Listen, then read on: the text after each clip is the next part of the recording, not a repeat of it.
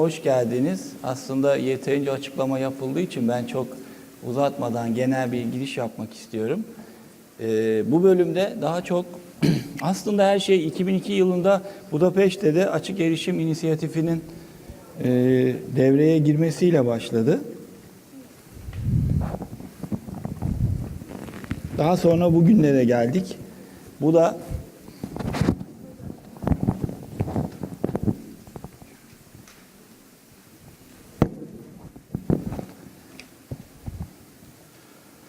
yani açık erişimden başladı, açık bilim, açık inovasyona doğru gidiyor. Bu yolda epey yol alındı ama belki bu oturumların sonunda ortaya çıkmasını düşündüğümüz şeylerin bazılarının zaten olduğunu, olmakta olduğunu Sezer Hocam'ın, Hasan Hocam'ın açıklamalarıyla öğrenmiş olduk. Bu anlamda bu toplantı amacına belki şimdiden, önemli bir kısmı şimdiden ulaştı sayılır. O açıdan çok sevindirici. Açık erişimle ilgili bazı sorunlar var kabul etmemiz gereken. Onları daha önce düzenleme komitesi olarak aramızda konuştuğumuzda bu toplantının geniş, büyük bir zümreye hitap etmesi gerektiğini de belirlemiştik. Dolayısıyla o açıdan da çok sevinçliyim. Birinci oturumda Avrupa'da Açık Bilim Politikaları, Altyapıları ve İnovasyona Etkisi üzerine konuşacağız. Size verilen dokümandan bir değişiklik var.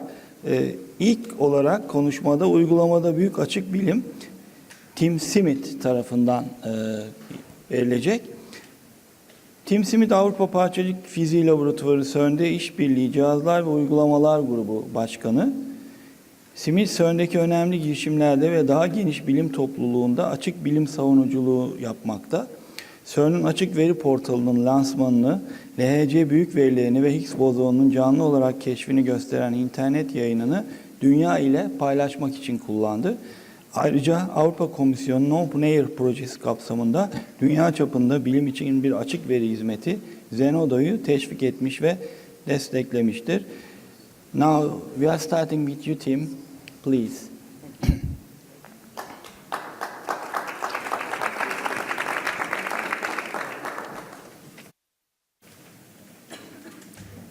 So, thank you very much for inviting me here to talk about open science.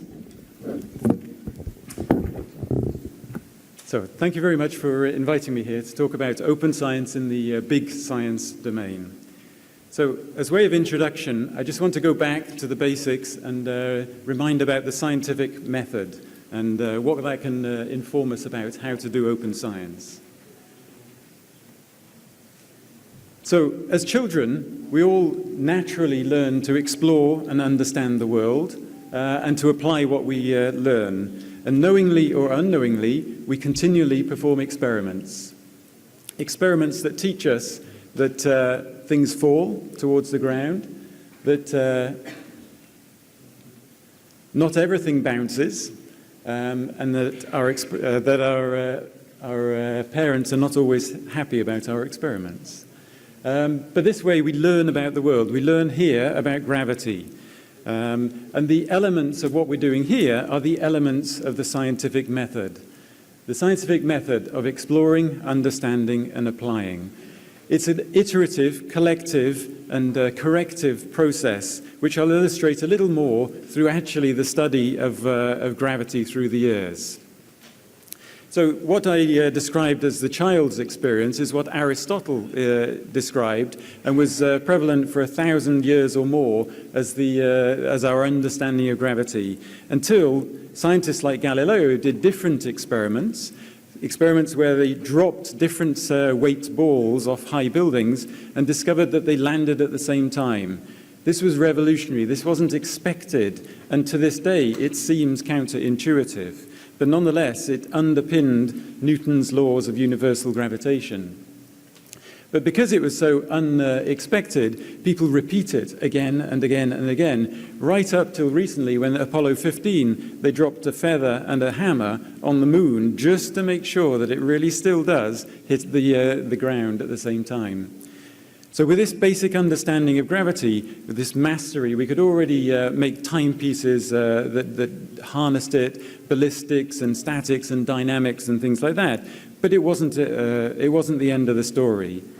20 or 30 years later, after those first experiments, Tycho Brahe did some more experiments where he measured very, very precisely the passage of the planets across the sky. These were the most incredibly accurate measurements ever, and he used them to fit models of our planetary systems, but he failed because he was convinced that the Earth was at the center and the Sun went round, so none of his models would fit the data.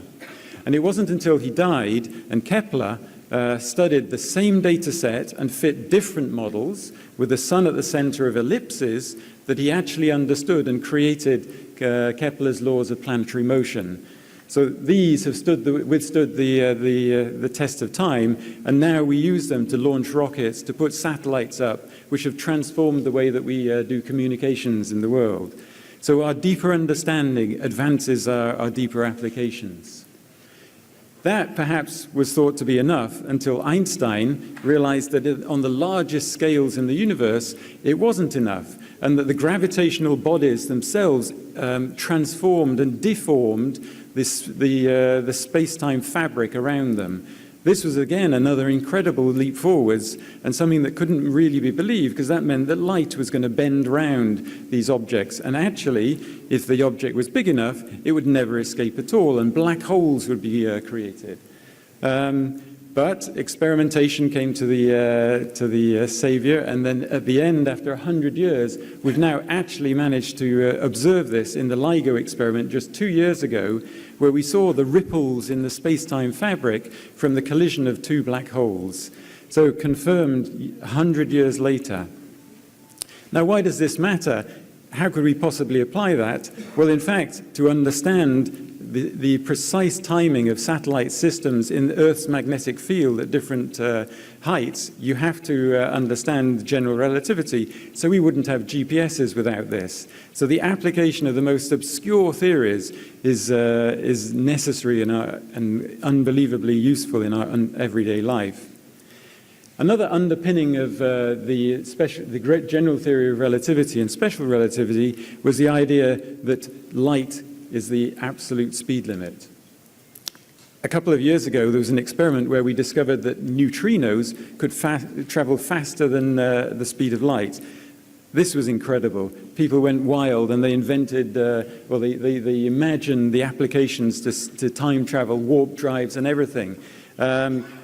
Luckily, the scientists published their results openly, and it was collaborations around the world collaborated on checking them and found that there was a mistake, unfortunately.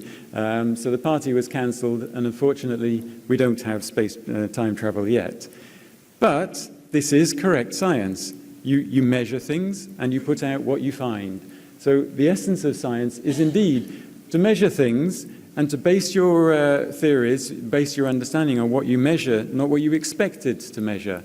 Like Galileo at the beginning, to share things because your data might be interpreted better by other people than by yourselves.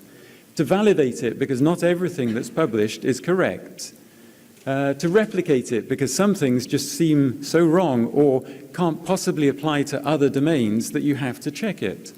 And to keep it forever, because some things can't be checked and validated immediately. They can't be understood immediately. They can't be understood by the domain that you're working in. But by sharing them and keeping them, they may turn out to be useful later. So all of this is collectively and correctively the scientific method. So what's the challenge in applying this nowadays? Well, if I turn from the study of gravity to my own field, the study of the other three fundamental forces of nature, the electromagnetic, the weak, and the strong forces. If you look back at some of the pioneers, like Marie Curie, only 120 years ago, she was doing experiments that could be described on 1 or 2 sentences in a scientific paper. The data could be summarized in a table.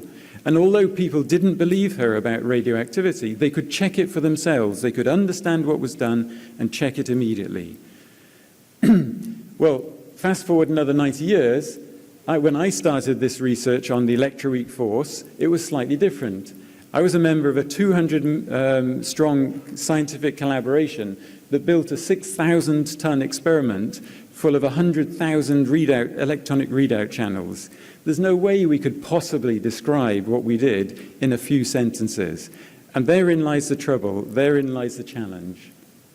And what I describe this as is the research data iceberg.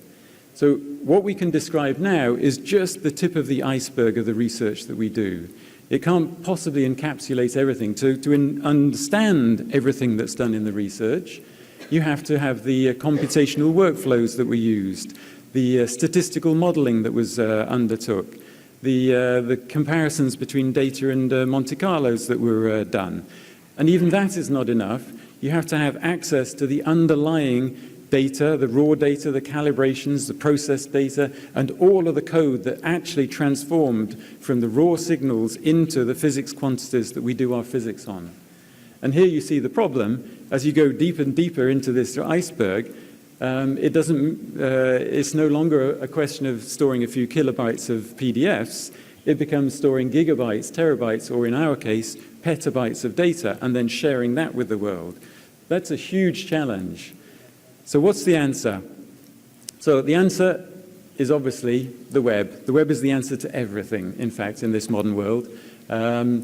The web was actually invented where I work at CERN to share information with the world. So you think, yes, that is the answer. You can type into Google any scientific question and get 1,001 answers. All sorts of plots, data, and everything. Some of them are relevant, some of them are irrelevant. Some of the explanations are correct, and some of them are wrong. And therein lies the problem. You can also share all of your code, and this is the way that industry has been going, and now science is catching up, and every scientist basically now shares their code in open platforms where they can collaborate and make the code better, which is phenomenal, and also similar platforms for sharing their notes. And there are companies that can offer services for the research community in terms of storage and other fancy services. So what's the problem with this? Well, what we must remember is that sharing is not the same as publishing, and that's not the same as preserving. Even the best websites from NASA sometimes return you a 404, meaning, sorry, can't find that information anymore. So things that you thought you had bookmarked and you thought were going to be there forever disappear.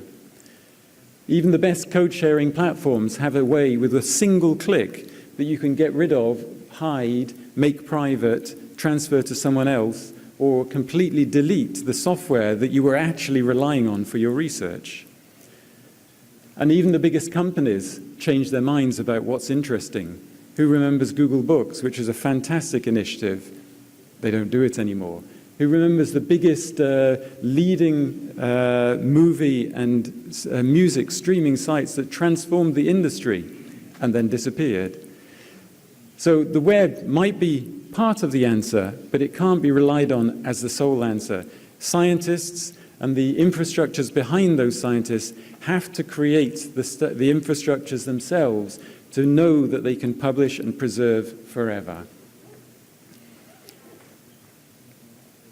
So I'm going to describe how we do that in our big science. I work at CERN, which is housed in Geneva, and where we've created the biggest scientific apparatus in the world. It's a 27-kilometer ring buried 100 meters underground, and it's where 120 different nationalities from 600 different universities get together to do our fundamental science.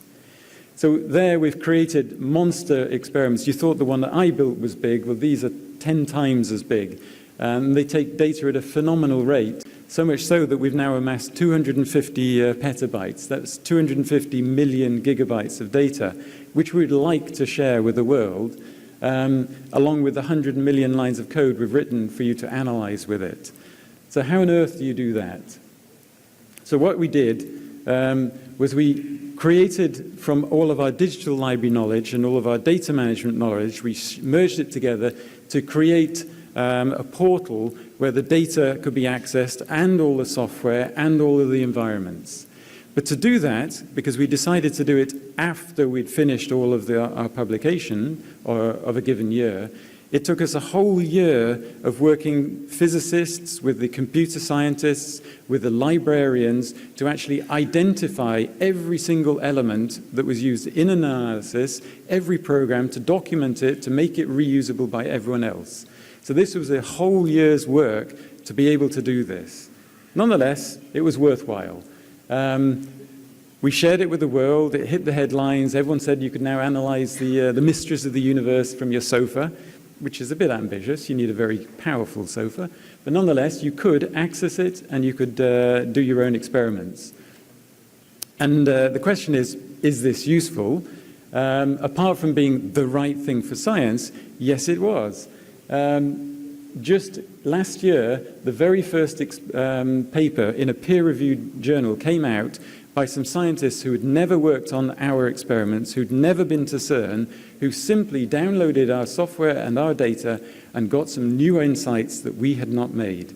So this shows that even in the frontier science with massive data, you can still do things if you make it open, and you can still get surprising results. So what that 1 year taught us was it's not sufficient to think that at the end of an analysis, at the end of a publication, you can just simply make it available. No, you must capture the computational workflow as it's going along. And some of these are hugely complex. For instance, some of our single step in our workflow may be 1,000 actual computational steps for which there is a different program that we have to capture. So doing this is quite a challenge, and we realized that to help the scientists, in fact, what we needed to build was a whole analysis preservation platform that accompanied them through the whole of their experimentation. So this is completely closed, nobody can access it. The goal is to prepare the data for being open when the scientist has finished their exploitation phase. So it captures the environment, the data, the databases, the documentation, as the scientist is working on the research, and then only at the end, when they want to push a button, everything is ready. So this is the way that we can really make open science happen, is by making tools that really make it easy for a scientist to do it right. But we realized that that wasn't quite enough, because capturing it doesn't guarantee that you can actually use it. So we're then working on a platform called RIANA, the Reusable Analyses, where we actually take the software and the data, we instantiate it on the cloud, and we rerun it. And what we're hoping is to put into our scientific approval workflows a check that everything that was captured prior to the publication being accepted actually produces the results that the scientists and researchers are saying that it does produce. So that would be the ultimate goal of this system, is a validation button that the editors, the reviewers can see for the science as it's being published. So we've made this platform open so that anybody else can, all of the software we always write is always open, so anyone can do it again themselves. But sometimes that's not enough, just making the software available.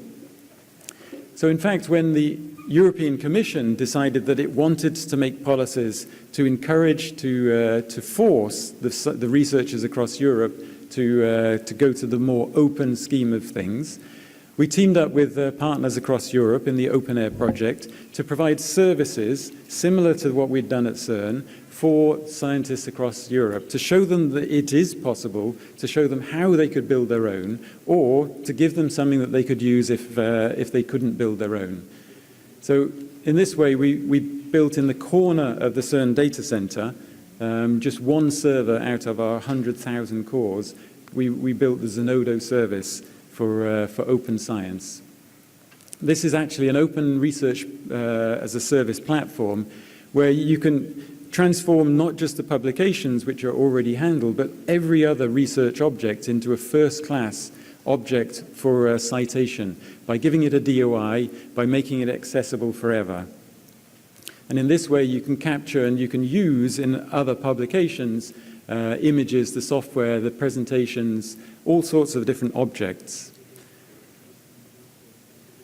This allows you to put it into the classic publication chains, the academic journals. It makes it easy for you to share in the more modern platforms for communication, and allows you to export it into any of the local systems that you might have in your country or your university.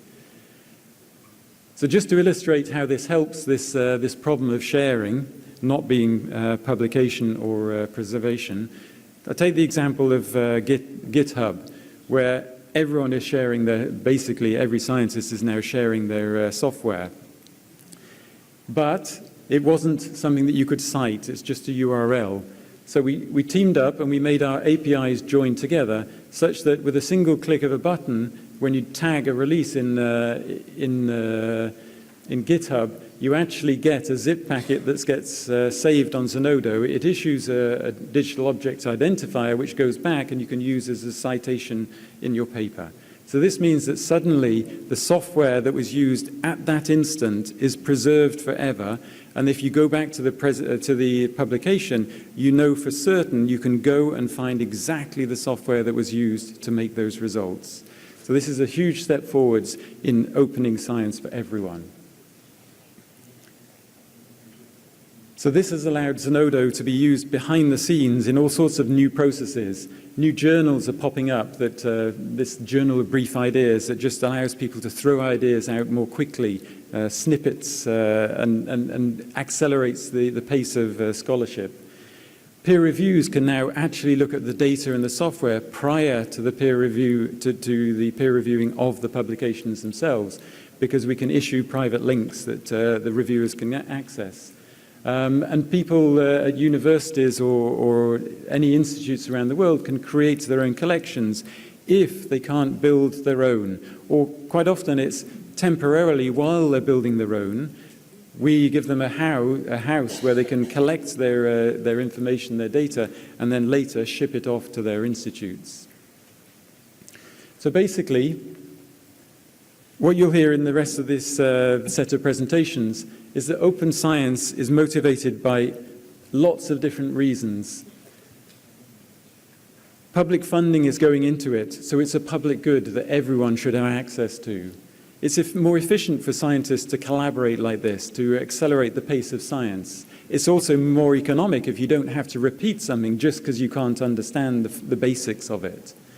It will have a greater impact if it's shared more widely. It will lead to more rapid innovation if the industry can access the actual data and the software and programs that you've used in your research. You'll be able to measure the science more accurately if you can see all of the elements that went into the research. It will increase the quality if you could get rid of or eliminate more easily the fraud aspects. And it can give more equal access to all of the data, to all of the people that can't afford in the institutes to access the high-cost journals. So for all these reasons, you'll hear that open science is good. But I hope I've shown you that, in fact, for me, more importantly, open science is good because it is good science. It's the only way you can validate what actually went on nowadays. It's the only way you can reproduce or reuse the results, is by having access to the actual science, the actual research that went on. So in this way, I think that open science is a perfect way of advancing knowledge, advancing technology, and advancing society. Thank you.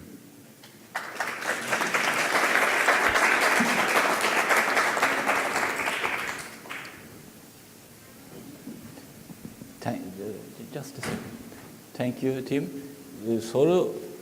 Şirin Hocam, soru alalım mı, sonra mı bırakalım?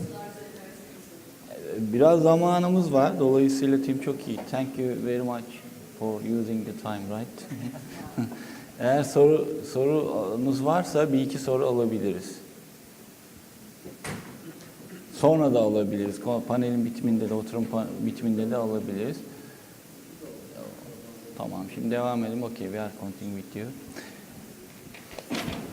Şimdiki konuşmacımız Natalya Manola. Natalya Manola, Athena Araştırma ve Yenilikçilik Merkezi ve Athena Üniversitesi Enformatik ve Telekomünikasyon bölümünde araştırma görevlisidir. Açık bilim politikaları ve politikaların uygulamaya konması konularında tecrübe sahibi olan Manola, şu anda Avrupa Komisyonu'nun üst düzey bir danışma grubu olan Açık Erişim Politikaları platformunda komisyon üyesi Carlos Moeres'a Avrupa'da açık bilim politikalarının oluşturulması ve uygulaması konusunda tavsiyelerde bulunmaktadır. Please, Natalia. Okay. Good morning. First of all, I would like to say that I'm honored to be here. I would like to thank the organizers, Vice Rector Şirin, for example, and Mr. Gudral. And I would like to also say that I really enjoyed the morning session to see what is happening at the national level, because as open air now, as I will describe as in the next in my talk, is that in open air we're trying to do the national approach, and I personally, with my colleague Ellie, we are also involved in the developments that are happening in our country, in Greece, and we see pretty much the same issues that we heard before. So the two messages that I want to say from this morning session is that the problems with science and with the CEO of Sabancı Holdings is that we can hear them in Greece, we can hear them in Portugal, in Spain. So the question that I would like to put is, where can science help? Where can science, how can we put science in action in order to make sure that, you know, we keep our scientists at home and we progress? And then the second message is that I kept from the head of TÜBİTAK is collaboration. So for us, collaboration within the country is very important. And as I will explain, is because we're moving away from open access to open science. Open science is a huge field, and there is not one organization that is able to take it forward. So collaboration is the key. So what I will present is open air and the European Open Science Cloud. Okay. I will say, what is open science? Open science is not only open access to publication, it's not only open access to data, it's not only about fair data, it's not only open access to software, it's not about only opening up the methodologies and the protocols, educational resources, because science is very linked to educational. It's not only about opening the whole process of research, it's all of this together. All of this together, so all of these bits and pieces make up open science. And the other thing that this is when we stay in the boards of in the walls within science.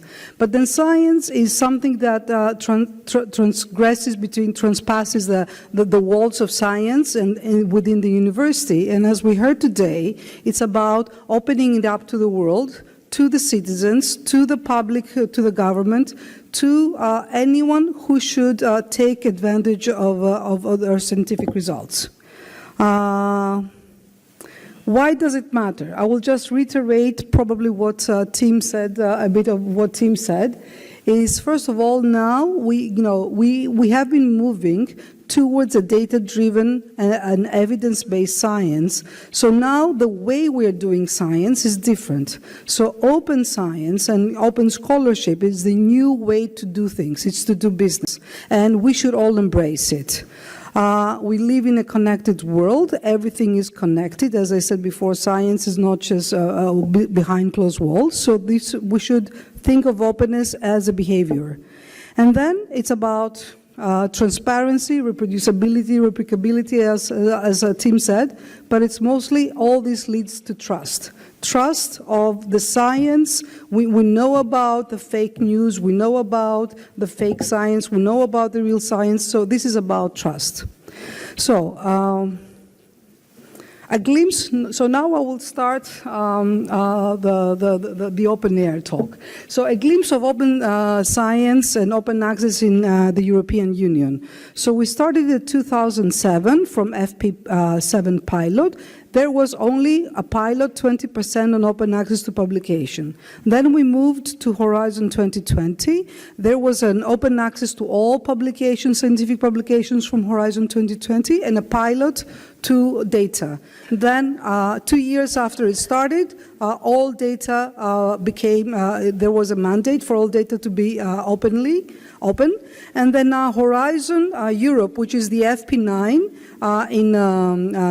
starting in 2021.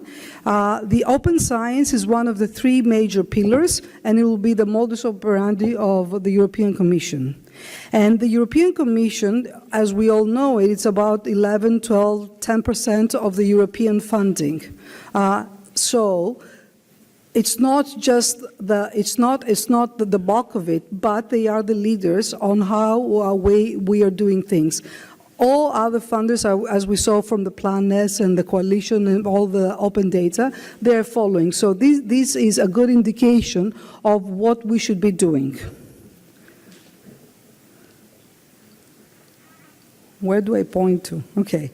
So from theory to practice, this is where the mandates were, these are where the high-level policies, and open air is one of the European EU infrastructures, electronic infrastructures, that we are providing social and technical links in order to move towards to move to open scholarship, to move to open and reproducible science. So in open air, even though we started from open access to publications, now we're moving to open access to data, to fair data, to software, to linking everything together, to providing a 360 degrees view of the research ecosystem.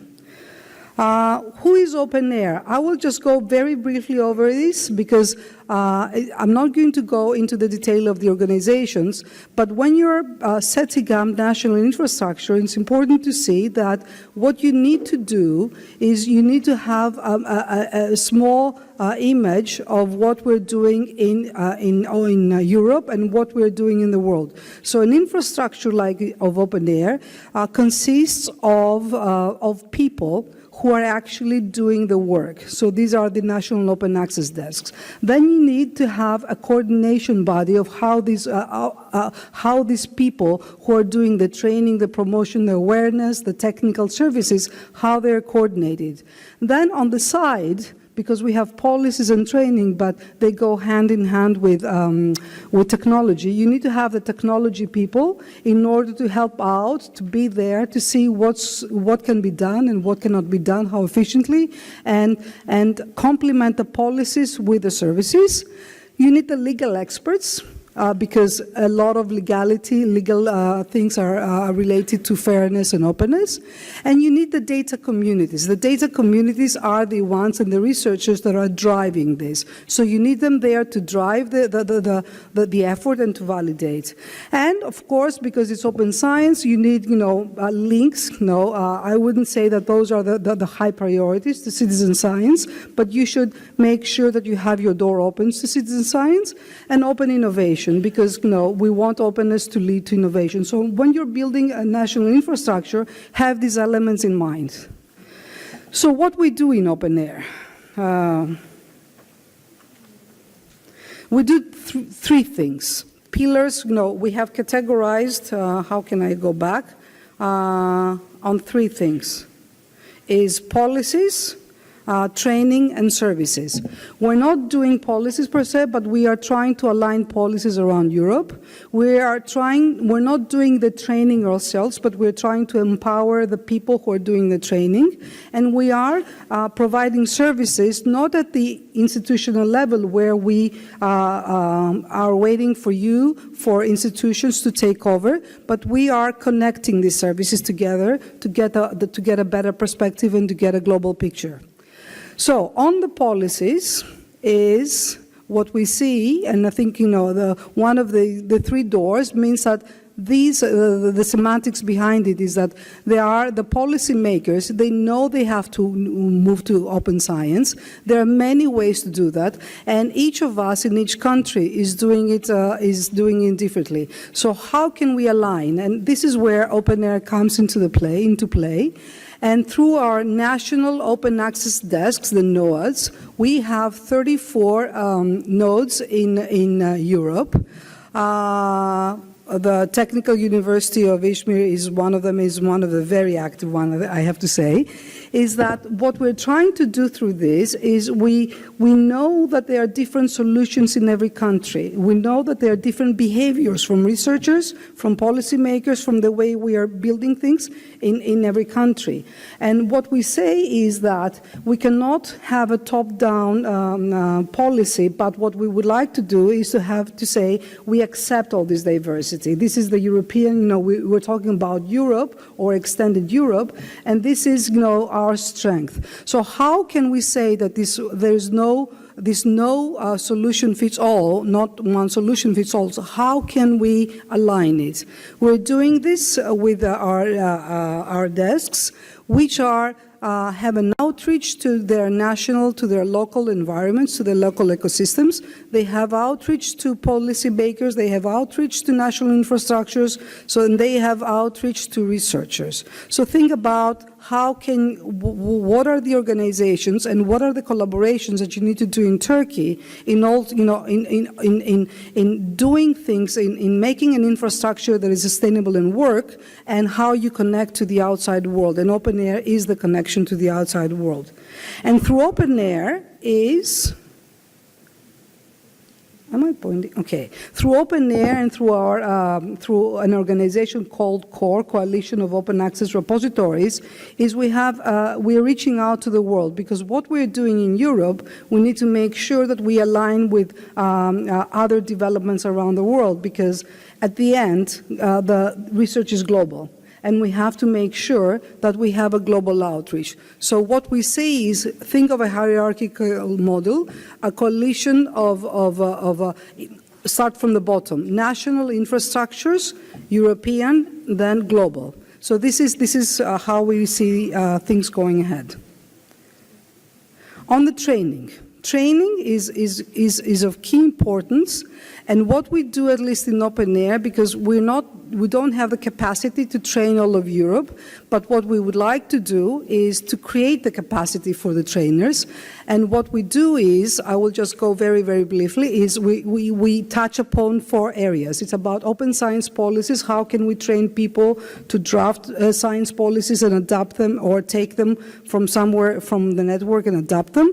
How can they build infrastructures, and what are the key interoperability, for example, or legal issues that they need to work on? Open research data and open access to publication. This is where we train.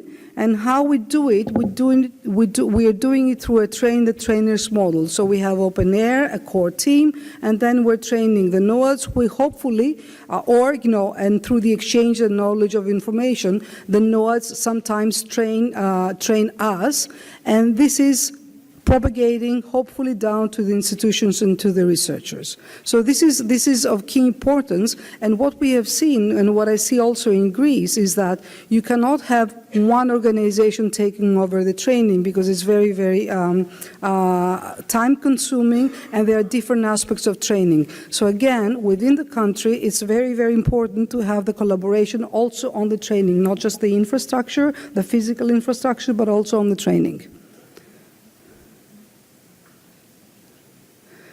On the services, what we are doing, and this is the model that we would like to see at the national level also, we say that there are services for open science, and open science is the end user is the researcher, but there's a whole stack of users and stakeholders in between. So there are the policy makers, there are institution, at the high level, at the institution level, there are the libraries, the repository managers, the people who are providing cloud identity. So there's a whole suite of stakeholders related to open science. And what we are trying to do in open air at the high level is that, in European level, is to have a 3-stack for services, aiming for researchers. How can we support them at the level, at the local, where they're doing research, either at the national level through our NOAAs, or we collaborate with research infrastructure at the European level. Then we have a set of services about connecting data together, connecting it in a way that makes sense for openness and fairness. And then we have the value-added services for monitoring for different policymakers. And what we have found out is that when we're building this infrastructure, those services, they give a very good visibility to open science to the funders. So do not start with all 3. And just to give a brief overview of our services, we have a suite of 6 dashboards, what we call them: Explore, Connect, Provide, Monitor, Develop, and Support. They will be released end of this month. This is the support where you will find information and guides about research data management, about legal things, about open access, about everything that is happening in Europe. Explore, where we aggregate and we have a content of about 25 million open access publications linked to data, linked to funder. So we have what we call a European CRIS a research information system. There is the Connect, where research communities can have open air services. I'm not going into details on how to perform open science through the services, and they don't have to do more specifics. Provide is a service where we have the content providers ingesting content, and we're giving them a set of tools for usage statistics and exchanging data.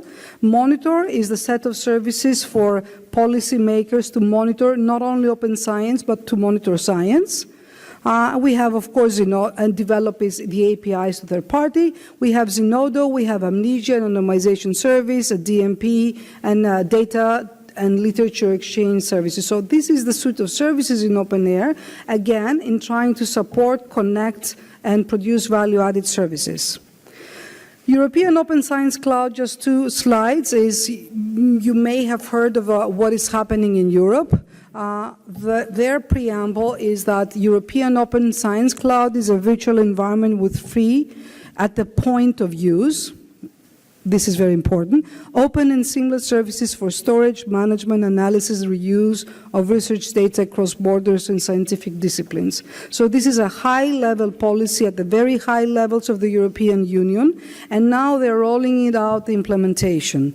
And this is about, if you see, I took the slide from the Commission, is about data sharing, linking data, connecting scientists, sustainable, better science, connecting disciplines. I'm reading, on open services, and these are just buzzwords. So the thing is that the very tricky thing that we have to do is how can we do it at the European level? But before we do it at the European level, we have to do it at the national level. So it's very, very important to do it at the national and then hook up to the European. So this is, again, a major initiative. This is doing science easily. And, of course, Open Air is a major facilitator of the European Open Science Cloud. The key characteristics of the cloud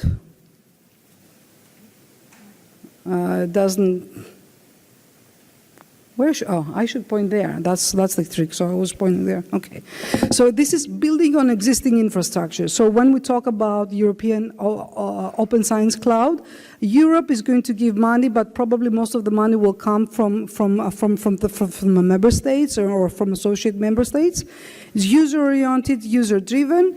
Co-design, so those are buzzwords, and then we have to see how, when we implement it, we go about it. But the emphasis is on open and fair data. It's about on social challenges and training on how can we get this network of people well embedded in the researcher environments. Professional operation of services, not just, I had a service, I put it up there. It's a professional provision of the service. New models of scholarly communication. So when we talk about how we are going and funding publications and data, we have to think about it, and this involves the innovative funding mechanisms also. And I think this is it. Nope. Take-home messages, 2 messages, is the open science. You are all here together, we are all here together, and we see that in every country. But we need to make sure to have something in our mind, that open science does not come for free. We need serious investment, and we need commitment from the funders and commitment from the rectors of the universities, and not just being a rector now, but the next rector. So we need to build the structures in order to have commitment. And this is lacking all over Europe. So this is something that we need to think about carefully. Where do we want to go? And if we want to go there, let's commit. And then the other key message is that it's time to act now. We have been talking about open science and fair science for the past 10 years, but I think personally that the EOS, the European Open Science Cloud, is a golden opportunity for all of us to see and how can we put an order into our own houses and into our own states, and then how we connect to the world. So let's not leave the opportunity to go wasted.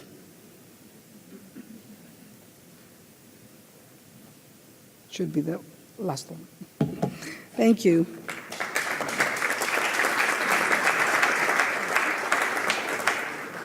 Thank you, Natalia. Perfect timing. Yes. So we can have questions right after all the talks are finished. Çok teşekkür ediyoruz Natalia'ya da. Zamanında gidiyor her şey. Sırada sevgili Yaşar Hoca var. Profesör Doktor Yaşar Tonta, Hacettepe Üniversitesi Bilgi ve Belge Yönetimi Bölümü öğretim üyesi. Bilgi erişim, bilgi mimarisi, bilgi sistemleri tasarımı, ağa dayalı bilgi hizmetleri, dijital kütüphaneler, elektronik yayıncılık, açık erişim, kültürel miras ve bibliometri konularında dersler vermekte ve araştırmalar yapmaktadır. Geçmişte Profesör Tonta, TÜBİTAK Ulusal Akademik Ağ ve Bilgi Merkezi'nin, ULAKBİM'in kurucu müdürü, Hacettepe Üniversitesi Bilgi ve Belge Yönetim Bölüm Başkanı, NATO Araştırma ve Teknoloji Örgütü Bilgi Yönetim Komitesi'nin seçilmiş başkanı ve Bilgi Yönetimi Komitesi'nin Elektronik Bilgi Yönetimi Seminer Dizisi'nin yöneticisi ve UNESCO Türkiye Milli Komisyonu Dünya Belleği İhtisas Komitesi Başkan Vekili olarak görev yaptı.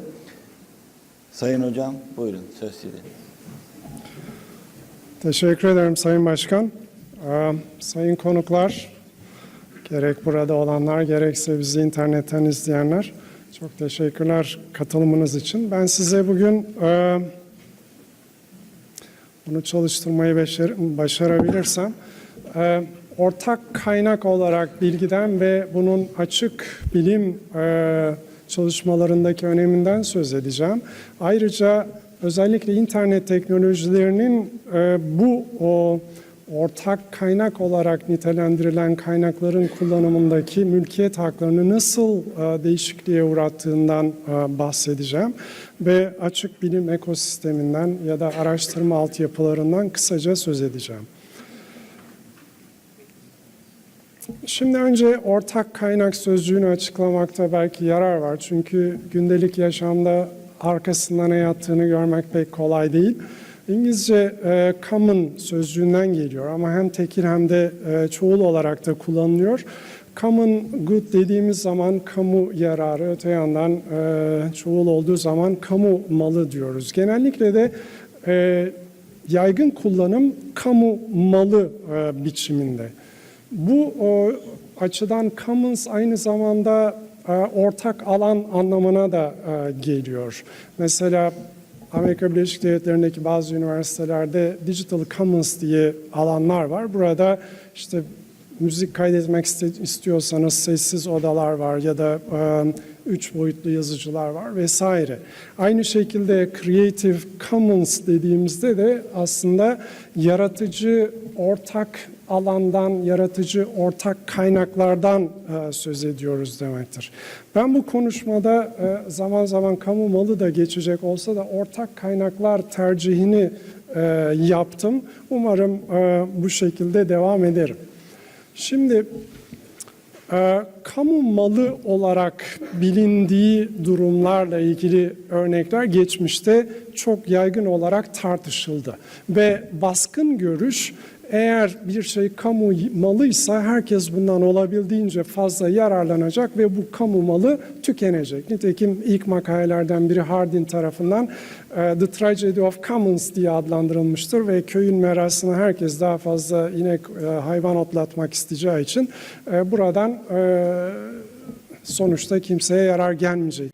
Aslına bakılırsa mal sözcüğü Arapça bir sözcük bildiğiniz gibi, bizde de aslında daha değişik bir anlamda kullanılıyor. Evet, hayvanlar da belki bir zenginlik vesaire ama Arapça anlamı mücevher, zenginlik, servet demek.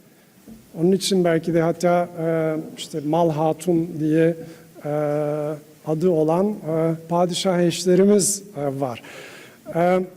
Fakat genel olarak bakıldığında ortak kaynak dediğimiz şey sadece bu tür taşınmazlarla vesaire sınırlı değil kuşkusuz. 1980'lere 90'lara gelene kadar biraz önce sözünü ettiğim paradigma çok yaygındı. Ama resmini gördüğünüz Elinor Ostrom 2009 yılında ekonomi alanında ilk Nobel ödülünü kazanan bilimci. Kendisi aslında bir siyaset bilimci, ekonomist değil. Fakat o zamana kadar genellikle kamu mallarının ya devlet otoritesiyle düzenlenmesi ya da özel şirketlere devredilmesinin ötesinde de bir yol olduğunu ilk gösteren bilimcilerden biri. Dünyada yapılan ve bu dediğimiz iki şık dışında o kaynağın sahibi olan topluluklar tarafından yönetilen binlerce hem başarılı hem de başarısız örnekleri tartıştığı kitabı 1990 yılında yayımlandı, Governing the Commons diye, ki burada örneğin Fikret Berkes'in çalışmalarına dayanarak Türkiye'den de 3 örnek var. Balıkçılık alanlarının kamu malı olarak kullanılması. Biri Alanya'dan, biri Bodrum'dan, biri İzmir'den. Bunlardan Alanya başarılı bir şekilde işlerken diğerleri işlemiyor. Buradan giderek de Lynn Ostrom diyor ki yani pekala kolektif eylemle de bu tür kamu mallarını yönetmek mümkün ama bunun başarıya ulaşması için işte şu koşulların sağlanması gerekiyor. Lynn Ostrom aynı zamanda daha sonra bir kamu malı ortak kaynak olarak bilgi olayına da el attı ve 2007 yılında şu Understanding Knowledge as a Commons kitabını yayımladı ki burada bir çerçeve sunuyor kamu malı olarak, ortak kaynak olarak bilginin kullanımı ile ilgili konularda. Kaynak türlerine Ostrom bir kaynağın kullanıldığında azalıp azalmadığı ile o kaynağın kullanımından bazı kişi ya da grupların dışlanıp dışlanamayacağına göre bir ayrım yapıyor. Örneğin işte hepimiz nefes alıyoruz. Dolayısıyla bundan bizi kimse dışlayamaz. Buradaki örneklere baktığımızda hem bilgi kaynakları var hem de bilgi kaynakları dışında ortak kaynaklar var ama örneğin yararlı bilginin kullanımı bir başkasının kullanımını engellemiyor. Benim cebir öğrenmemin mevcut cebir bilgisini azalttığı yönünde bir şey söylemek çok saçma olur kuşkusuz. Öte yandan bazı kaynaklar var ki dışlamak mümkün. Örneğin elektronik dergilere gelene kadar dergi abonelikleri sadece ve sadece abone olan kütüphanelere sunuluyordu. Şimdi de sadece lisans ödeyenlere sunuluyor belki o açıdan bakıldığında. Ama bir düşündüğünüz zaman bu özellikle bilgi içeren kaynaklar söz konusu olduğunda bunların başkalarıyla paylaşıldığında kullanım değeri azalmıyor. Ki buna teknik olarak subtractability deniliyor. Aynı zamanda da belli bir kişiyi ya da grubu dışlamak genellikle maliyetli ve zor. Dolayısıyla ortak kaynak olarak bilginin bu iki özelliği bu konuda yapılan çalışmalarda daha sonra açık bilimde dahil olmak üzere karşımıza çıkıyor. Burada Lynn Ostrom bilgi ile bilginin farklı türlerini nesne, kolaylık, fikirler biçiminde ele alıyor. Ortak kaynak olarak bilgi pekala bir makalede, kitapta vesaire bulunabilir ama onun ötesinde kolaylık birimleri diye adlandırdığımız örneğin işte internet gibi, ulakbim gibi, OpenAir gibi, Avrupa Açık Bilim Bulutu gibi kolaylık birimleri de söz konusu. Bir de öte yandan daha soyut, belki bu süreci içeren fikirler, bilgiler ve veriler söz konusu. Burada müthiş bir geçişkenlik söz konusu ama ister kolaylık birimi olsun, ister nesne olarak bilgi kaynakları olsun, isterse daha soyut anlamda bilgi edinme, öğrenme süreci olsun, bir şekilde ortak kaynak tipolojisi içerisinde yerini bulmuş durumda. İnternet teknolojileri kuşkusuz bu ortak kaynakların kullanımını son 30-40 yılda müthiş bir şekilde değiştirdi. Biraz önce azalabilirlik ve dışlanabilirlik özelliklerinden söz etmiştik. Örneğin elektronik kitaplara, dergilere gelene kadar benim bir kitabı kullanmam bir başkasının kullanmasını engelliyordu. Dolayısıyla burada bu imkanımız yoktu. Ama elektronik kitaplara geçilmesiyle birlikte artık o aynı anda birden fazla kişiye sunulabilen bir bilgi kaynağı haline geldi. Öte yandan dışlanma konusuyla ilgili olarak da televizyon aygıtınız varsa bütün yayınlara erişebiliyordunuz bir zamanlar. Ama şu anda teknolojinin bize verdiği olanaklarla, dijital hak yönetimiyle vesaire nokta atışı yapıp sadece istediğim ya da ödemesini yapan kişilere bu yayınları iletebiliyoruz. Bir zamanlar her birimiz yazılımları işte 8-10 tane CD gelir bilgisayarlarımıza yükleyip Word'ü vesaire kullanırdık. Oysa teknolojinin gelişmesiyle birlikte pekala açık kaynak yazılımları internetten indirerek otomatik olarak kullanabiliyoruz. Dolayısıyla internet teknolojileri aynı zamanda bu ortak kaynaklarla ilgili mülkiyet haklarını da müthiş bir şekilde değişime uğratmış durumda.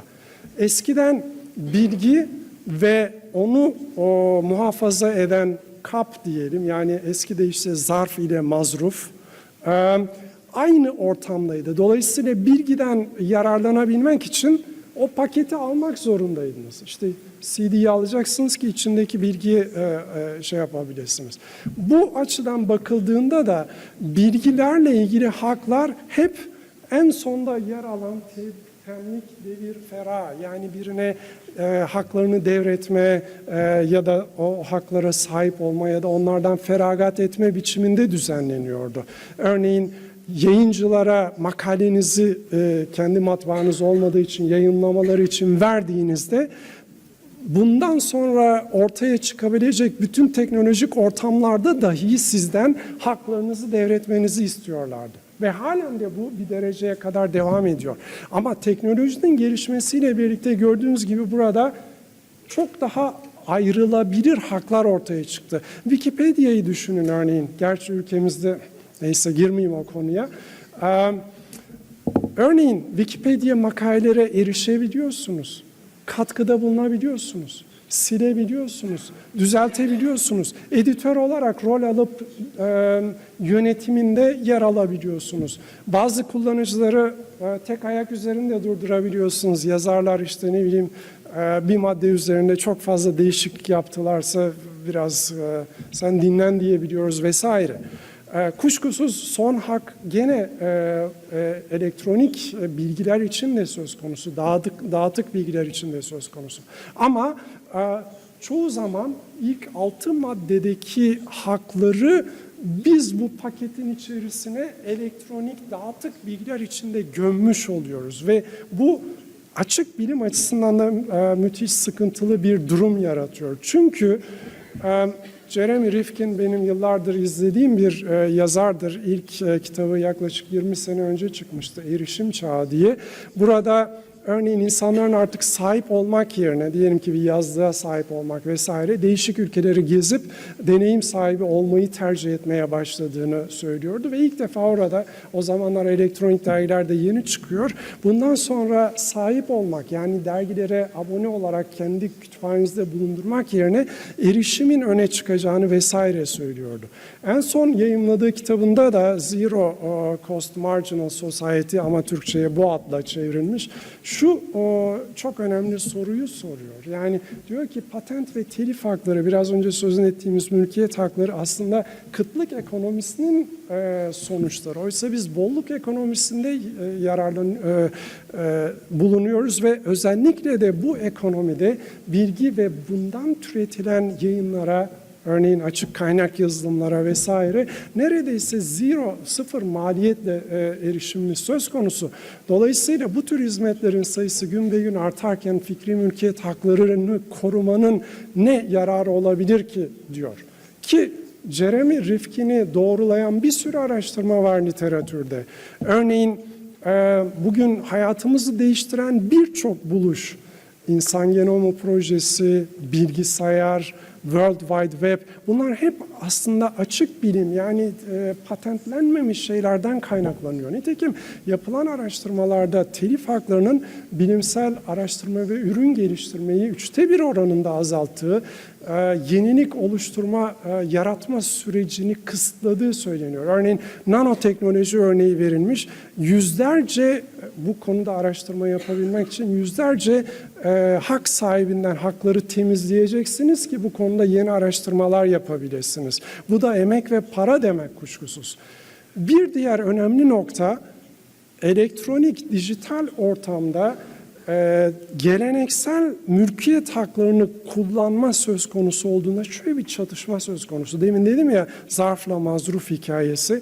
Şimdi orada her şey kopyalamanın kısıtlanması üzerine kurgulanmış durumda. Tipografisini bile değiştirmeniz telif hakkına tabi. Oysa dijital ortamda bilgi kullanmak öncelikle kopyalamaya dayanıyor. Şu ekranda gördüğünüz bilgiye erişebilmek için öncelikle bunun sizin ekranınıza kopyalanması gerekiyor ki bunu kullanabilirsiniz. Dolayısıyla biz o eski paradigmadaki kopyalama olayını hala dijital ortamda devam ettirmeye çalışıyoruz. Dolayısıyla bu sorunu çözmemiz gerekiyor herhalde. Şimdi buradan biraz açık bilime doğru geçmek istiyorum. Biz Pasteur for OA diye bir proje yürütmüştük zamanla. Karşılaştığımız bilimin ortak kaynak olduğu, insanlığa ait olduğu ile ilgili alıntılardan bir tanesi bu. Bilim sınır tanımaz diye bildiğimiz Pasteur'ün sözü, bilgi insanlığa aittir diye. Evet, bilgi ortak kaynak ama bilim insanlığa mı ait? Açık mı? Açıklıktan ne anlamamız gerektiği de burada verilmiş durumda. Maalesef değil. Neden değil derseniz, belki önce açık bilimi kabaca tanımlayalım. Açık bilim demek, araştırmalardan üretilen bilimsel yayınlara, o bilimsel yayınları oluşturmak üzere izlenen süreçte toplanan verilere, bu verileri analiz etmek, geçerlemek için kullanılan yöntemlere, bilgisayar programlarına vesaire herkesin kolayca erişebilmesi anlamına geliyor. Birazdan 2 ve 3 ile ilgili de konuşacağım ama bu zamana kadar bizim vurgumuz hep bilimsel yayınlara açık erişim üzerinde odaklanmış durumda. Bu da nedensiz değil. Çünkü araştırmayla ticaretin ara kesiti müthiş bir pazar. Senede 25 milyar dolarlık bir pazardan söz ediyoruz. Dolayısıyla biraz önceki konuşmalarda da bahsedildi. Yayıncılar bu pazarı kullanarak %35-40 civarında kar ediyorlar. Neden? Çünkü kamu kaynaklarıyla üretilmiş olan yayınlara parasını bizler vermişiz. Sadece hakemlik, baskı, şimdi artık baskı da yok gerçi ya, elektronik dağıtım vesaire hikayesini ekleyerek bu katma değer sonucunda bu kadar yüksek karlar elde edebiliyorlar. Gültekin de işaret etti, Paywall diye ayın 5'inde bir belgesel yayımlandı. 1 saat uzunluğunda. Belki üniversitelerde topluca da göstermek lazım bunu. Orada mesela diyor ki hiçbir sektörde %35, %40 gibi bir kar marjı yok. İşte Apple'ın en yüksek olduğu zamanlarda bu %22 civarında.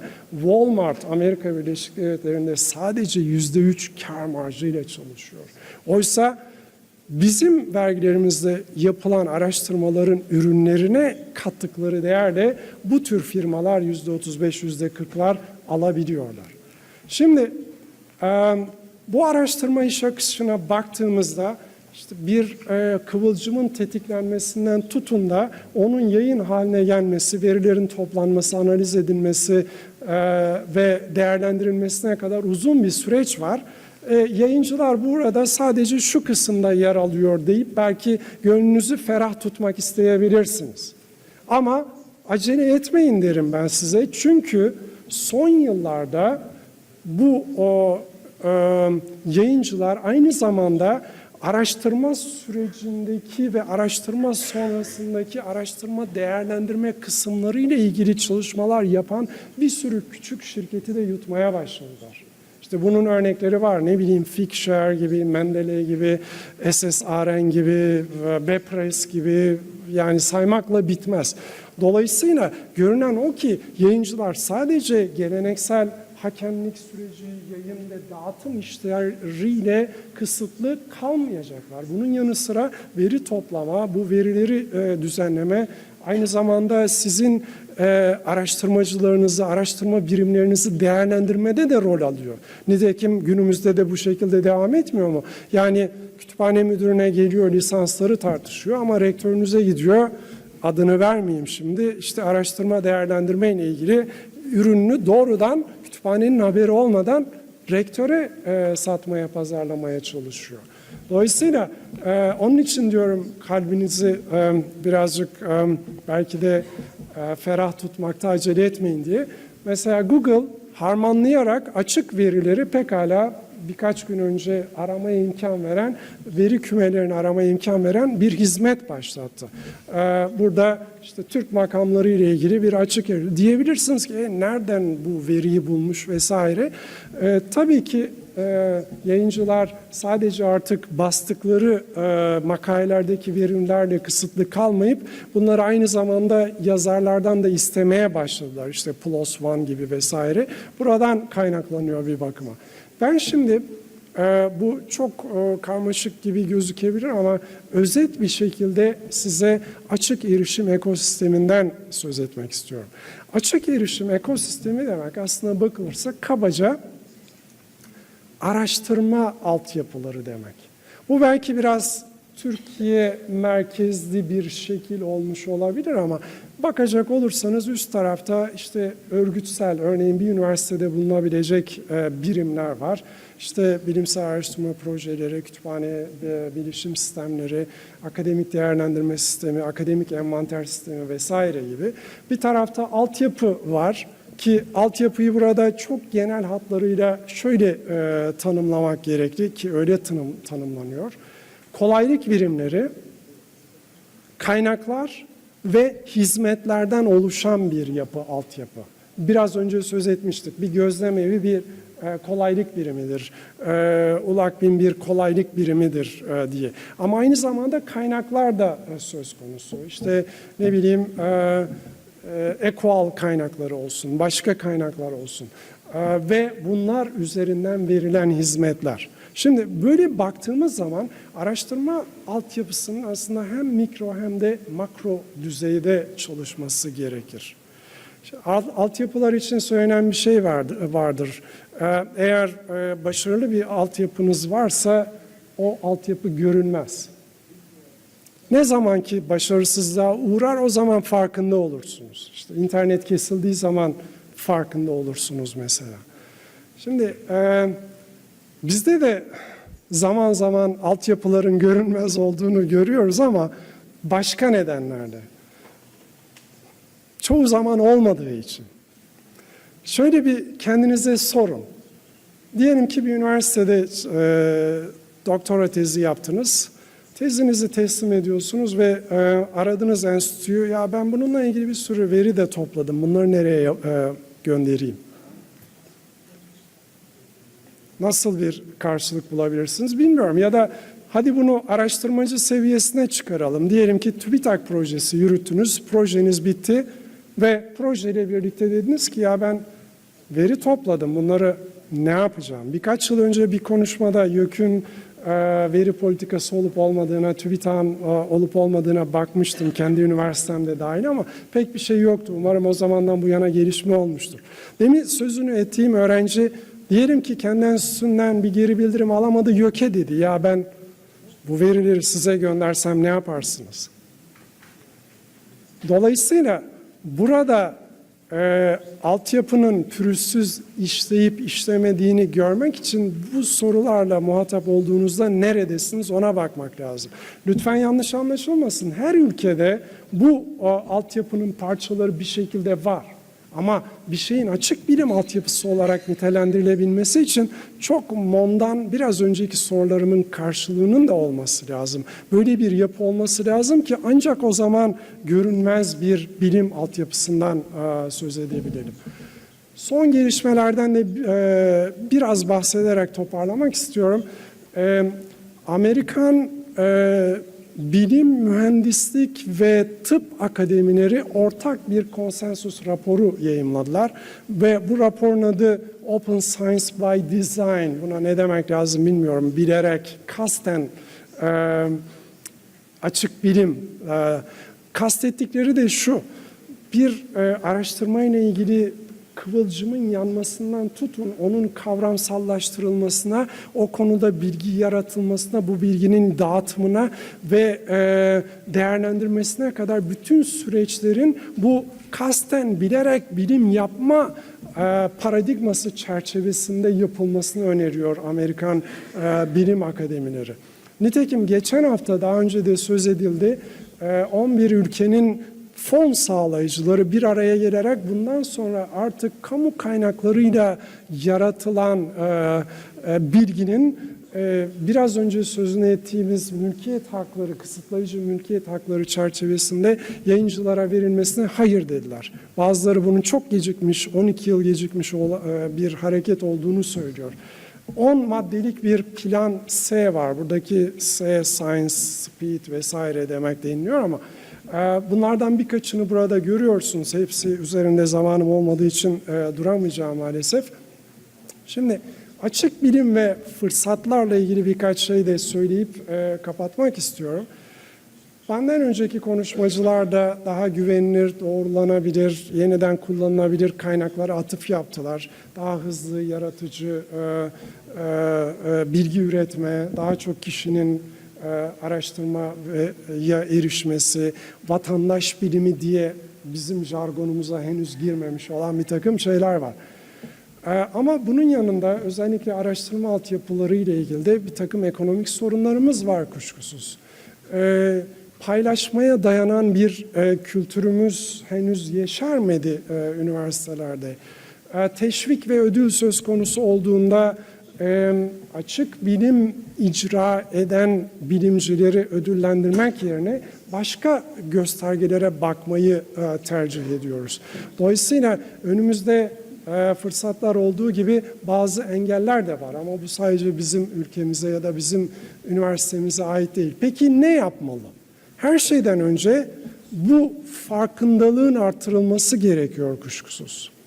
Kolayca da artmıyor. Bakın 2002'de de Ahmet hocamız Budapeşte açık erişim girişiminden bu yana 16 sene geçmiş durumda ama daha biz bir hafta önce fon sağlayıcıların güçlü bir açık bilim deklarasyonuyla karşılaştık. Bir diğer nokta demin sözünü ettiğim akademik kültürde değişimin sağlanması. Belki de en zor noktalardan bir tanesi bu. 1952-1967 yılları arasında Kaliforniya Üniversitesi'nin başkanlığını yapmış olan Clark Kerr diye bir profesör, üniversiteleri değiştirmek bir mezarlığı taşımaya benzer demiş. İkisinde de içeridekilerden yardım alamazsınız demiş. Şimdi bu çok bilmiyorum rektör yardımcısı, yönetici hocalarımızın hoşuna gidebilir bu söylediklerim ama ne kadar doğru onu sizin takdirlerinize bırakıyorum ama gerçekten de akademiyada hepimiz yaşıyoruz bunu. Değişim yaratmak son derece zor. Alandaki insanların bunu daha belki açık yüreklilikle gözlediklerini sanıyorum.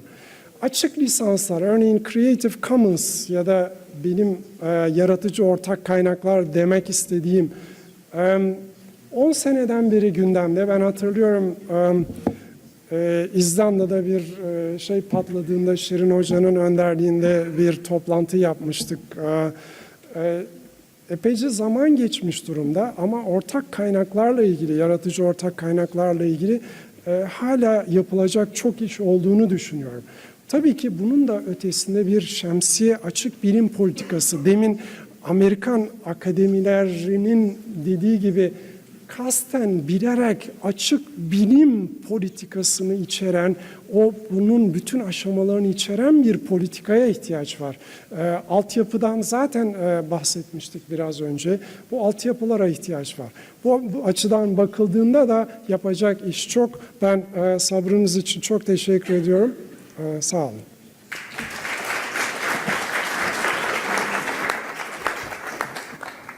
Yaşar Hocam'a çok teşekkür ederiz.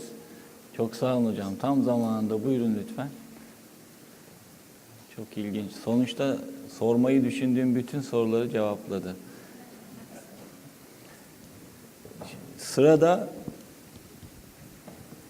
Raymond Vögel var. Dr. Raymond Vögel, Münster Üniversitesi, Almanya CEO'su ve 2007 yılından bu yana üniversitenin IT Merkezi Direktörü. UNIS, European University Information Systems Organization, Avrupa Üniversite Bilgi Sistemleri Organizasyonu Yönetim Kurulu üyesi ve şu anda başkanı. GMDS ve ES üyesi, bilgi sistemleri ve bilgi yönetimi alanındaki çalışmaları karmaşık bilgi altyapılarının yönetimine odaklanmaktadır. Please, Raymond. Your turn.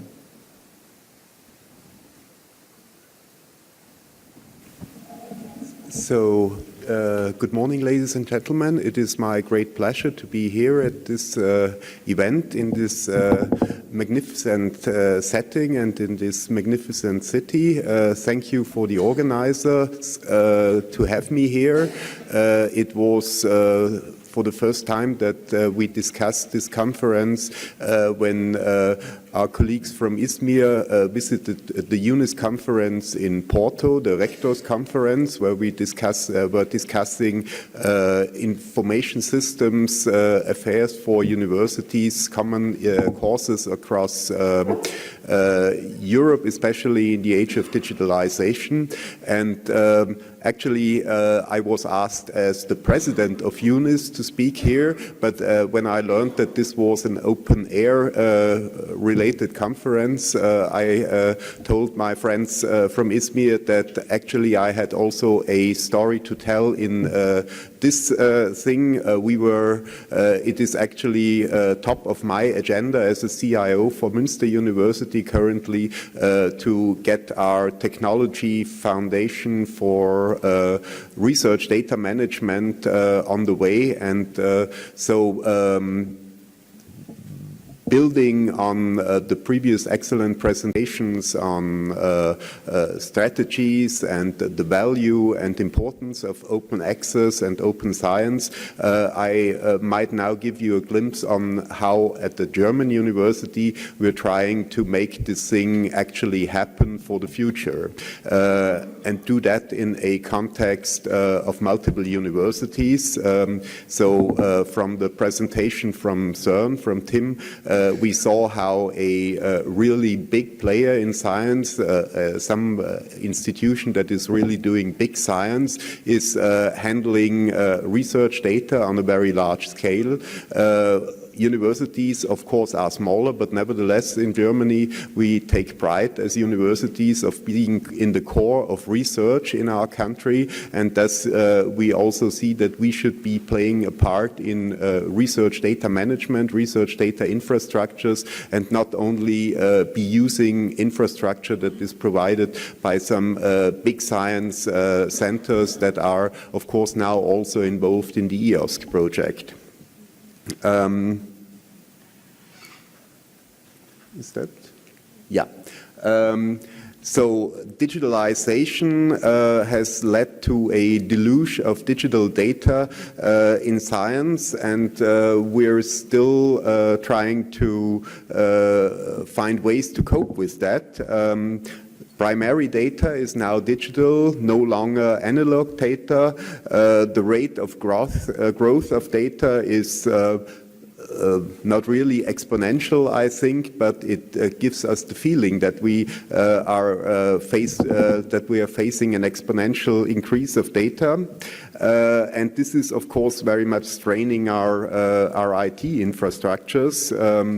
The new opportunities for science have been elaborated on before, from this digital ubiquitous availability of data. That means the data can now be ubiquitously available as far as it's made available. So we have to face on these FAIR principles and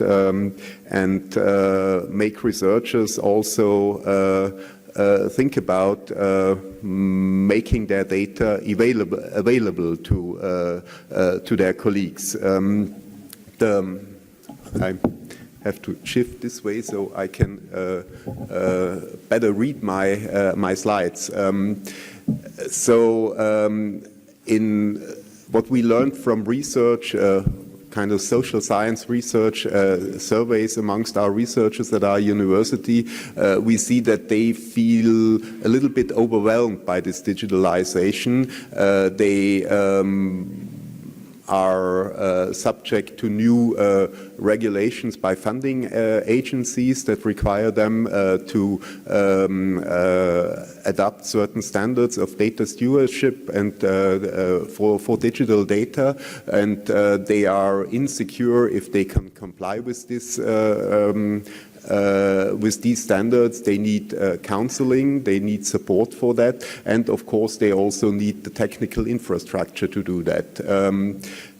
Universities, like also our university in Münster, are implementing top-level regulations that require their researchers to comply to standards for research data management. And of course, this is also something that forces the IT service providers of the universities to make the infrastructures available to the researchers that the top-level regulations require them to use.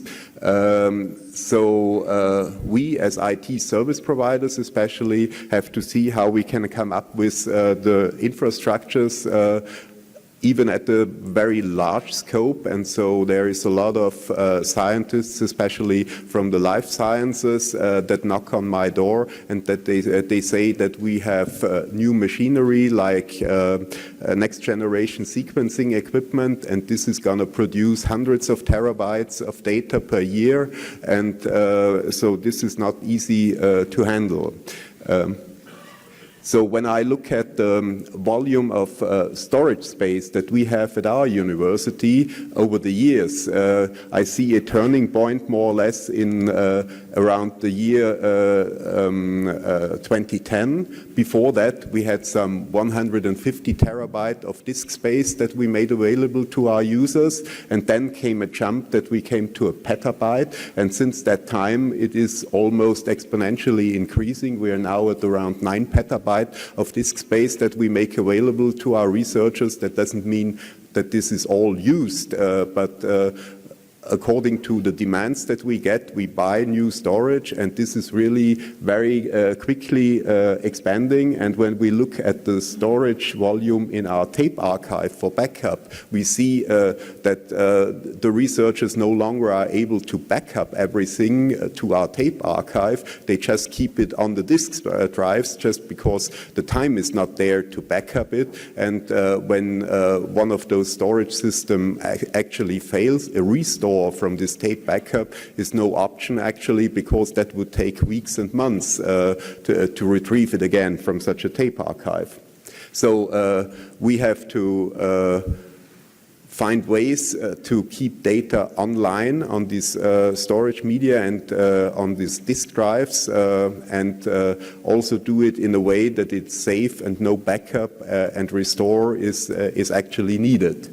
When it comes to e-science and research data infrastructures approaches across the world, we see, especially in Europe, the idea of the European Open Science Cloud. We've heard already on this, and when you read this 2016 strategy paper, you find one important thing in that, and that is that this is to be based on existing and emerging elements in the member states. That means Europe, the European Union, will not give you money to buy disk space and storage space for your research work and for your data. You have to find other ways to get that thing.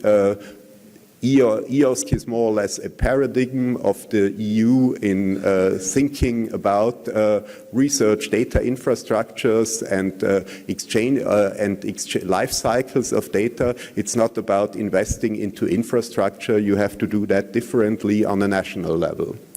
And when you look, so I took that from that strategy from a EU presentation as well. When you look at different disciplines and their embracement of digital tools for research data management, you see especially physics, and there, of course, particle physics as one of those that have for a very long time been using digital research data management, and that have the whole stack from the physical infrastructures to the tools for data management up to the governance structures for having a tiered system of data management across Europe and even the world, as in the LHC grid. And there is those that have the tools for it, probably the life sciences best, but they need the storage for it from us, from the IT centers. And then there is the rather what you could call the tail of science, the long tail of science. That's especially the humanities that are now coming to a point where their primary data is also digital, and where they want to use new digital tools to have new possibilities for research, like image analysis in archaeology and you name it, or linguistic procedures in certain fields of language sciences, and they also need tools and platforms for tools where they can actually work. They don't have the power to develop that out of their own as people from particle physics did long ago. So we have to see how we can provide them also with the tools and the infrastructure to manage their data. When we look at the national perspective in Germany, we see that of course, EOSC is only a EU paradigm, and that Germany has to see how to come up with the actual infrastructure for its own. The RFII, the Council for IT Infrastructure, that is advisory to the Federal Ministry of Education and Research in Germany, and also to the University Rectors Conference, has published a couple of strategy papers since 2016 that focus on creating a national research data infrastructure for Germany, which again foresees funding, especially for the establishment of science field-focused consortia, and there is a vision that this might be some 50, 60, probably 100, like in molecular biology, in next-generation sequencing, and of course certain material science and physics disciplines and so on. And they are to operate Germany-wide and use infrastructure that is provided by certain experienced storage and infrastructure providers, of course, especially big science institutions like DESI in Germany, or the big national research centers like Jülich or Karlsruhe in Germany, but it could also be consortia of universities that operate such infrastructures. The RFII, this advisory board, foresees actually a period of some 15 years to establish this Germany-wide national research data infrastructure.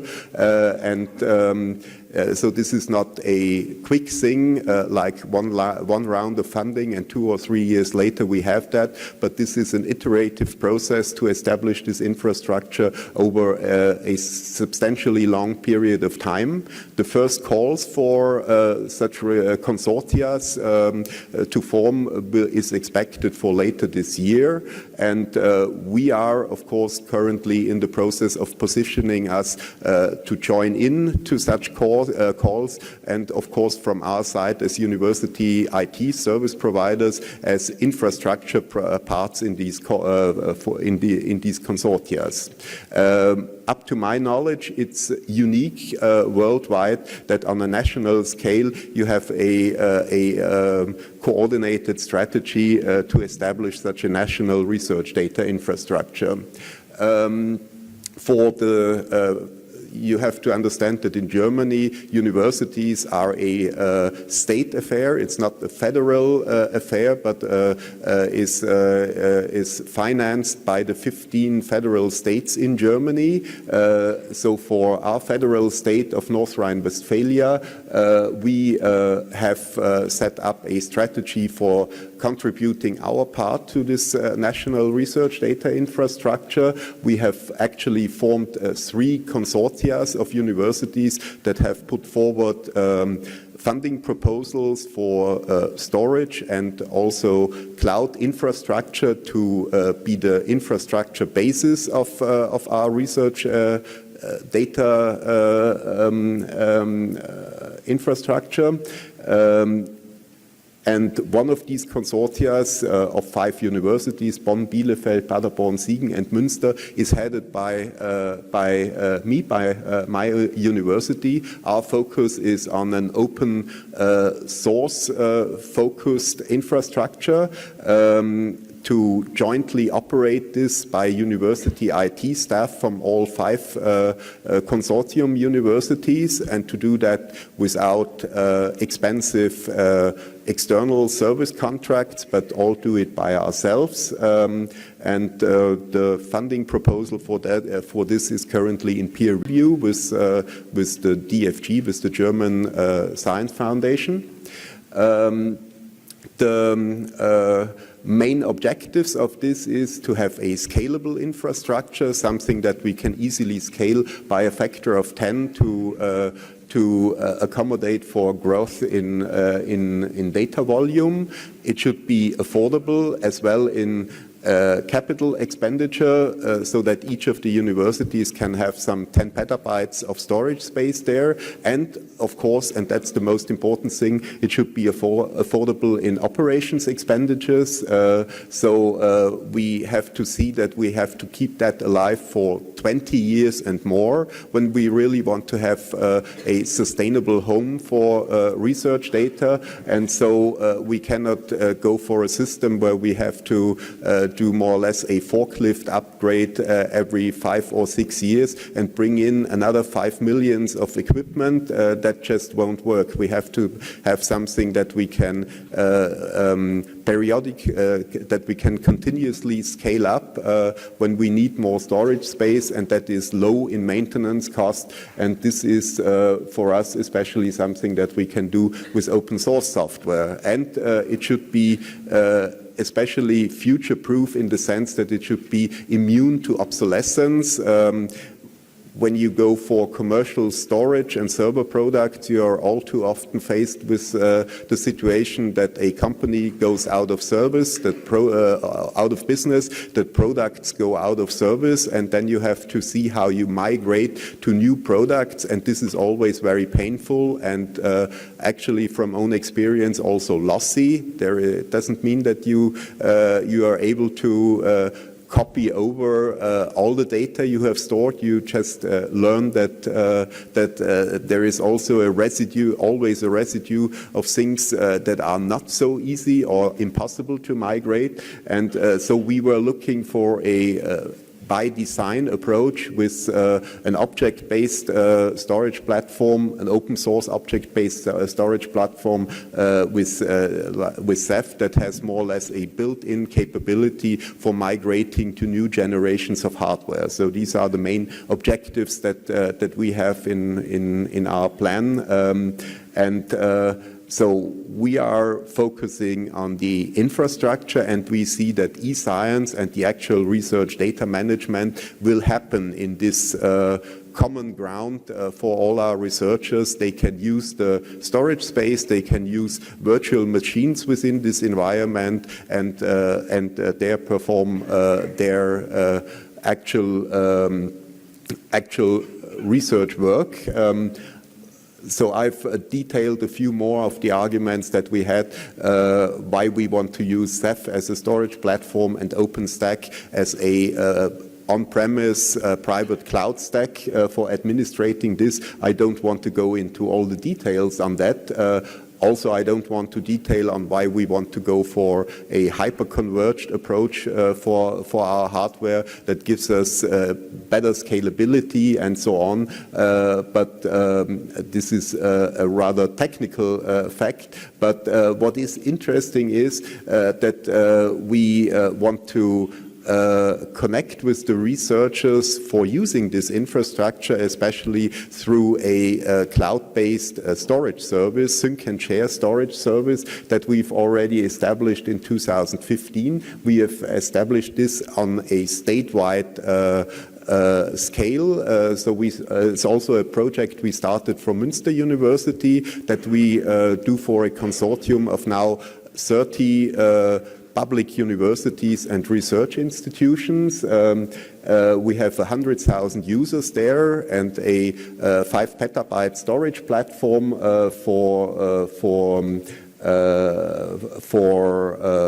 as more or less kind of Dropbox system for the university domain, and we have also positioned that very centrally for researchers as the collaborative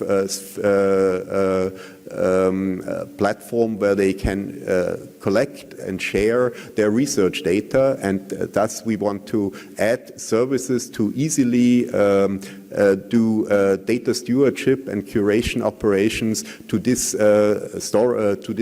cloud sync and share platform, and we're also planning to move this now rather monolithic infrastructure into this new on-premise cloud platform that we're building up with the research data infrastructure. And as I said before, I see that the actual research data management will happen in virtual machines in that private cloud.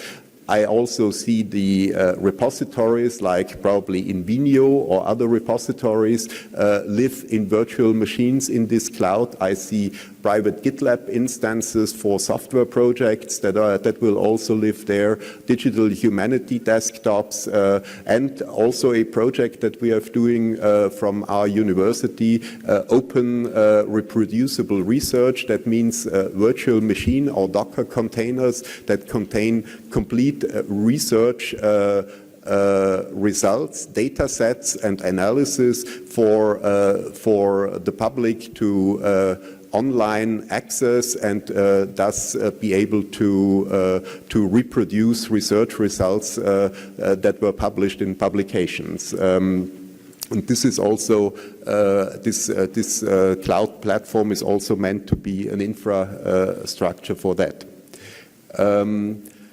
So for these collective of research data services that we want to add to our storage platform, we have this diagram.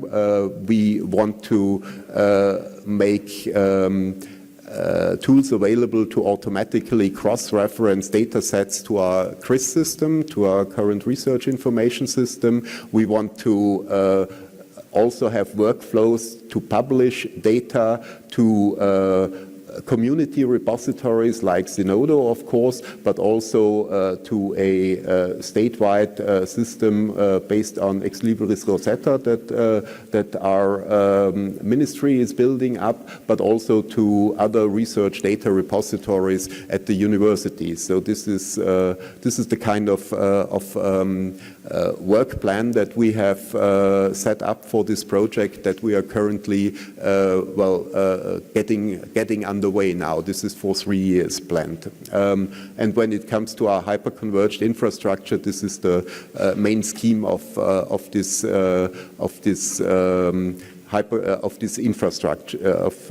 infrastructure. We did a very detailed survey amongst our researchers at our universities, how much disk space, how much virtual machine capacity, and so on they need, and we ended up with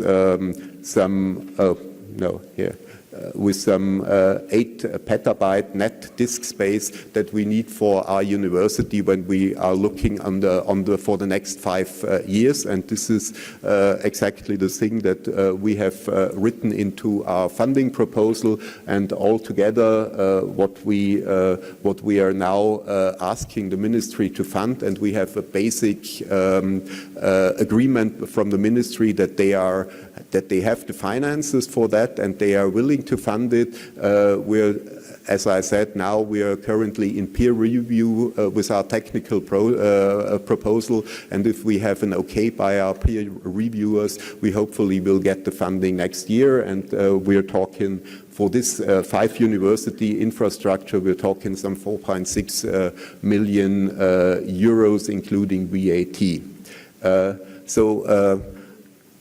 I hope I did not strain my time too much. Thank you very much for your attendance, and of course I will be available for questions either now or afterwards in the lunch break. Thank you.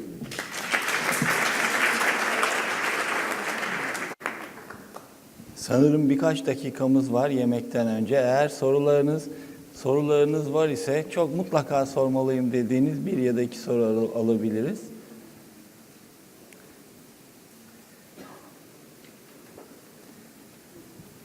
Lütfen buyurun.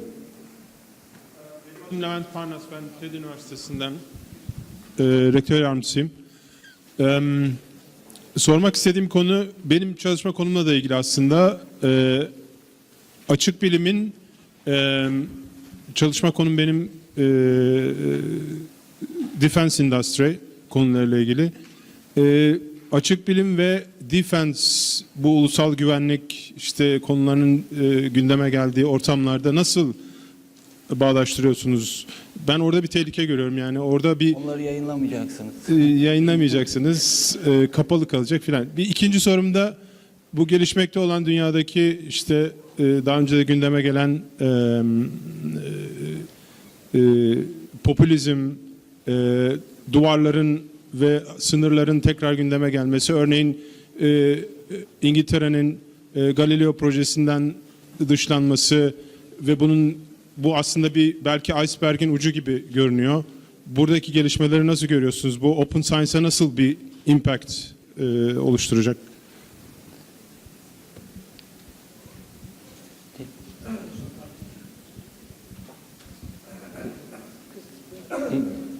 Okay.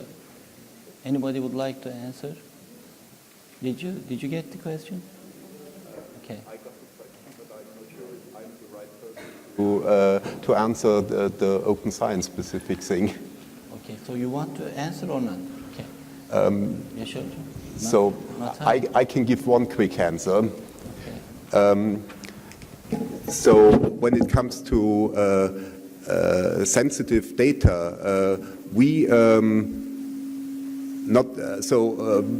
to my knowledge, none of the universities that is in our consortium is doing any defense-related research. But nevertheless, we also see that we have sensitive data that might be susceptible to industry espionage or is otherwise sensible. And we want to do a private cloud and keep data on premise and not mandate it to Amazon, Google, or whomever. We want to have the infrastructure in our own hand. Of course, defense data is yet another level of sensitivity, and this probably will mean that you want to keep it in your own university and not have at some other university. And our design of a distributed infrastructure will also give you the possibility to keep it in your own institution. So we have the technical ways to deal with that. When it comes to what I think of how open science in Europe develops now with Brexit and so on, I probably hand over to one of my colleagues. I don't feel so competent to answer on that.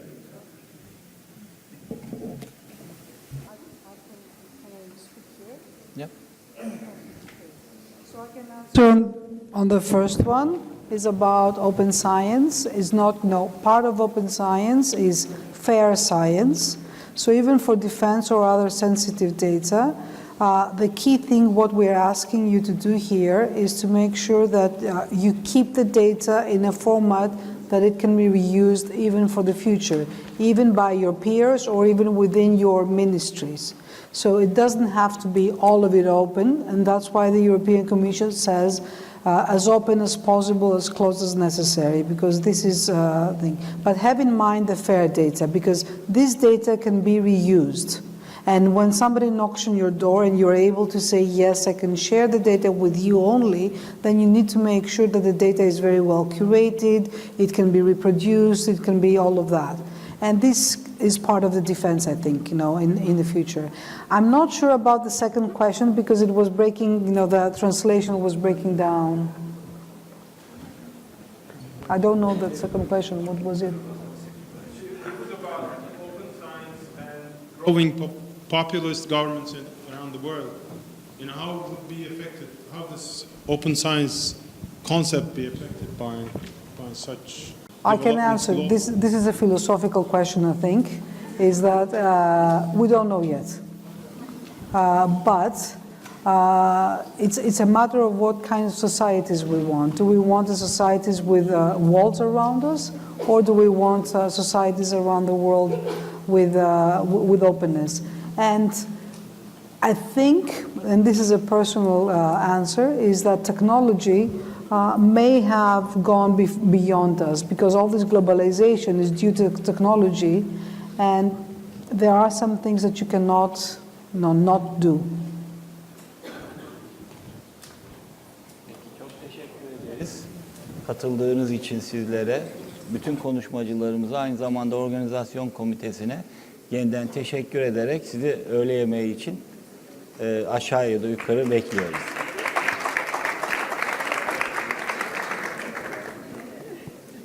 Thank you very much for your